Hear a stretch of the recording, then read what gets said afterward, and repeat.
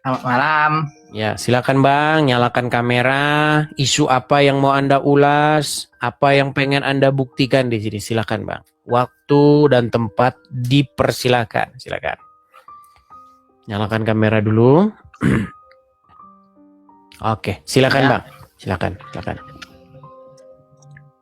Saya cuma mau bilang kalau di dalam kitab Injil itu banyak sekali kata-kata yang sangat berbau vulgar gitu ya.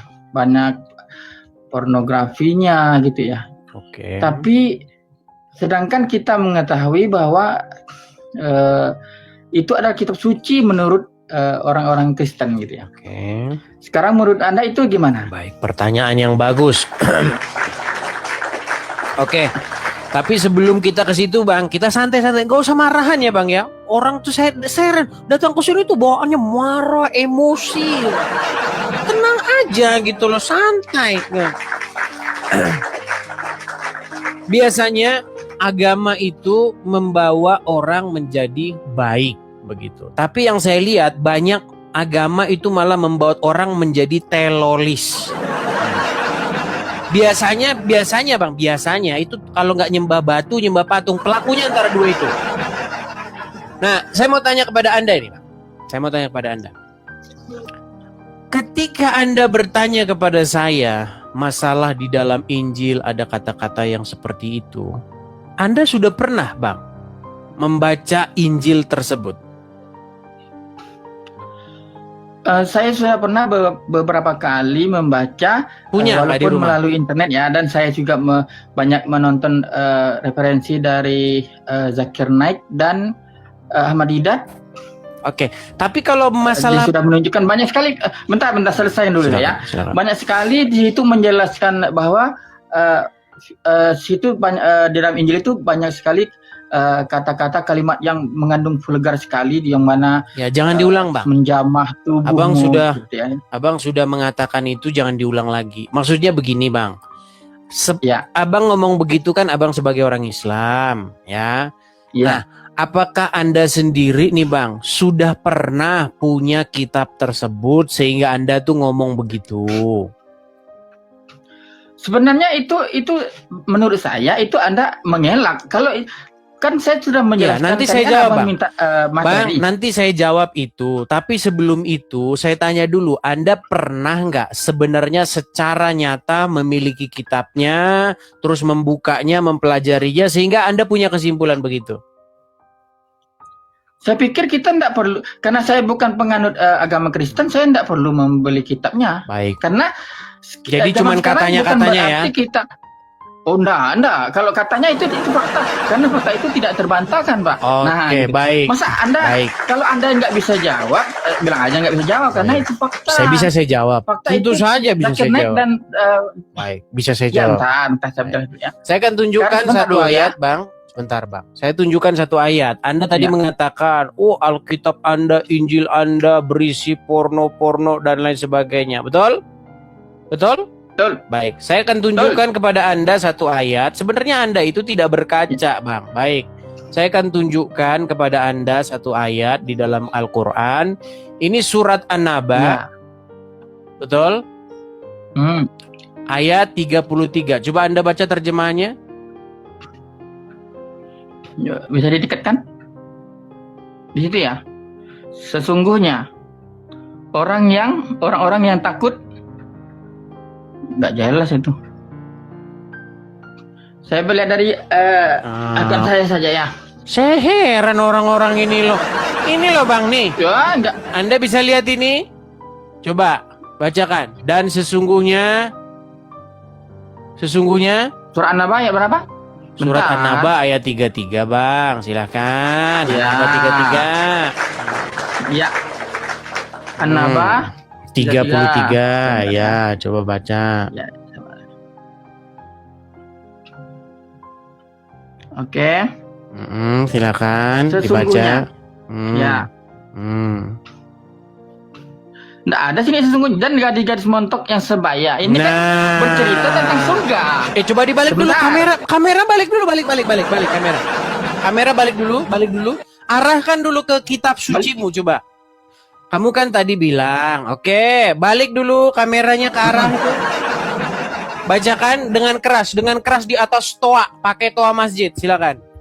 Dan gak Salah, bisa. ini oke, saya bacakan ya. Kamu tadi bilang Injil katanya porno karena ada montok-montok dada. Itu dalam Quranmu tuh ada. Coba dengar dulu. Silakan. Baca ya. Jangan itu namanya Anda mempelintir. Kok mempelintir sih? Sedangkan karena itu coba kan baca dulu. Ayat 33. Karena ayat itu keterangannya dimulai dari ayat 31 saya. Silakan 31, baca 31-nya. Silakan. Nah, ya. Sungguh, dengar ya. Dengar ya sayang ya. Sungguh orang-orang yang bertakwa. Kau usah sayang-sayang sama saya. Jangan kau sayang-sayang. Sayang-sayang. Coba baca 31 silakan. Ya Om, dengar nih ya. Sungguh orang-orang yang bertakwa akan mendapatkan kemenangan, yaitu kemenangan di dalam surga. Ya, terus maknanya kemenangan di dalam surga. Iya, terus yaitu kebun-kebun dari buah anggur dan gadis-gadis montok yang sebaya. Nah, gadis-gadis yang montok. penuh berisi. Oke, apanya yang montok? Begini. Ya. Sebentar, kau jawab dulu apanya yang montok? Maksudnya ini gadis-gadis muda. Iya, apanya? Yang montok itu apanya? Yang montoknya ya gadis-gadis muda, artinya iya, gadis-gadis apanya? muda. Yang montok tuh apanya? Apakah jidatnya yang montok atau apanya yang montok? Kalau jidatnya yang montok berarti kayak lohan kan? Betul. Tapi coba apanya yang montok? Silakan. Boleh saya bantah? Apakah ini ada lebih? Jadi begini, Anda jangan menyembunyikan daripada isi-isi firman. Ya, tadi kan sebentar, saya kan menggunakan standar yang Anda gunakan. Menurut Anda, Injil itu berisi kata-kata yang kotor, yang porno, betul. Karena apa? Karena di dalamnya tertulis buah dada, betul? Betul nggak? Di sini nggak ada buah dada, dalam Quran nggak ada. Ya udah, apa itu? Apa yang montok itu? Yang montok kan apa? Tapi bahasanya diperhalus. Kalau di Injil nggak seperti itu. Yang montok apanya? Yang montok apanya? Jawab. Jawab. Dengar ya, Om. Dengar ya. Bahasa dalam Quran itu ndak ada sebut montok dada, itu nggak ada. Tadi kamu baca itu apa? Yang kau baca tadi, coba baca. Dengar. Tuntaskan dulu saya ngomong. Kalau bedanya di ini bahasanya diperhalus. Kalau itu dijamah, payudara. Mulailah kamu nggak temukan sekarang. Kamu mulai membuat argumentasi membela diri. Padahal argumen itulah yang kau pakai menyerang saya. Sekarang gini aja. Coba kamu baca di dalam Injilmu, kata-kata porno di dalam Injilmu. Coba bacakan. Kan menurut kamu itu porno. Mana belum ada dibacakan. Karena apa? Sudah. Karena apa? Fire dong, fire. Ayo keluarkan kata-kata pornomu ini dari fire. Ayo. Menurut standar yang kau gunakan, kalau ada kata-kata seperti itu namanya porno. Sedangkan di dalam Quranmu sudah jelas-jelas itu gadis-gadis montok. Ada di dalam Quran ada. Yang barusan kau baca apa? Disebutkan dalam Quran payudara ada. Coba saya tanya. Apa kalau begitu yang montok? Yang montok apa? Enggak ini. Ada di dalam Quran payudara disebutkan ada enggak? Ayo. Tidur kau di bawah sana, tidur. Terus yang montok apa? Apanya yang montok? Ada saja begini. Allah. Mengapa orang-orang ini punya standar ganda? Betul nggak? Dia tadi datang dengan mengatakan seperti ini. Di dalam kitabmu itu ada kata-kata yang porno. Kenapa?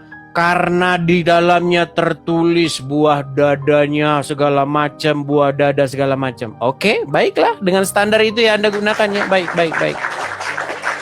Nah, kalau begitu bagaimana dengan surat An-Naba 33? Di situ ada yang montok-montok. Gimana? Apanya yang montok? Bingung jawab.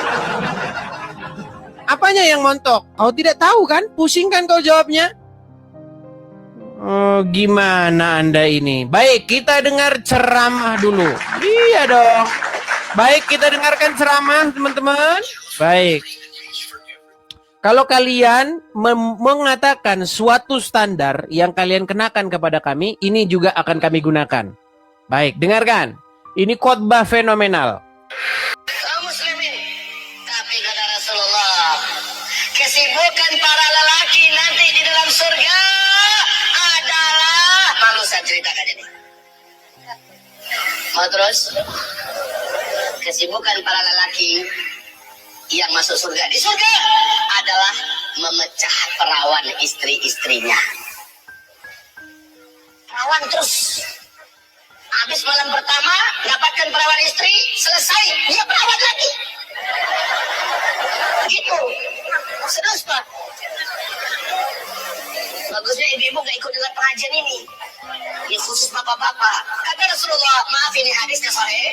Tolong baca nanti dalam kitab Tamasya ke Surga oleh Syekh Ibnu Qayyim Al-Jauziyah. Judul aslinya adalah Hadil Arwah ila Biladil Afrah. Rasul berkata, maaf, zakar laki-laki ketika dia berdiri karena syahwat selama 70 tahun berdirinya. Yes. Nah, 70 tahun tuh gimana tuh? Ada burung berdiri 70 tahun tuh kan? Gimana?